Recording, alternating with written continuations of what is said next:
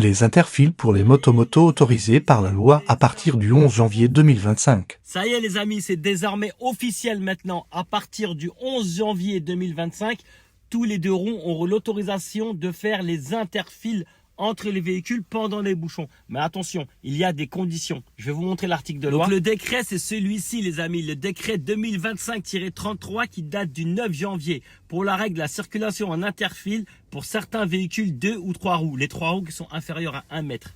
Alors, les conditions pour circuler dans les CIF, ce qui est circulation interfile, pour qui? Alors, comme je vous l'ai dit tout à l'heure, c'est pour les 2 roues ou bien les 3 roues motorisées qui ont moins d'1 mètre de largeur. Quand est-ce qu'on peut l'utiliser, la circulation interfile?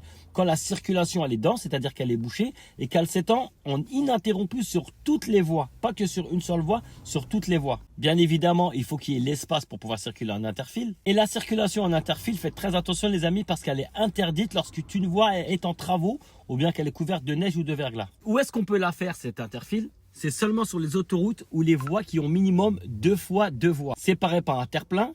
Et il faut que la limitation soit entre 70 et 130. C'est-à-dire que les routes qui sont limitées à 50, vous ne pourrez pas le faire. Il faudra circuler entre les 2 voies les plus à gauche. Elle reste interdite sur les autres types de routes. Comment il faudra le faire? Déjà, il ne faudra pas forcer le passage. Certains 2 roues peut-être vont vouloir forcer le passage. Sachez que c'est interdit.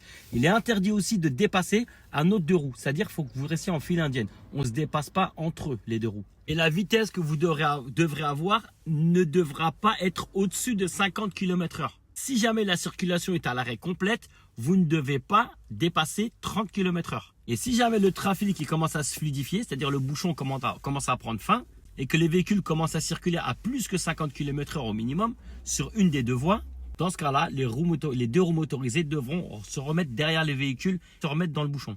Faites attention parce que ceux qui ne respectent pas cette règle-là risquent d'avoir une amende de 4e classe et d'avoir un retrait de 3 points sur le permis de conduire.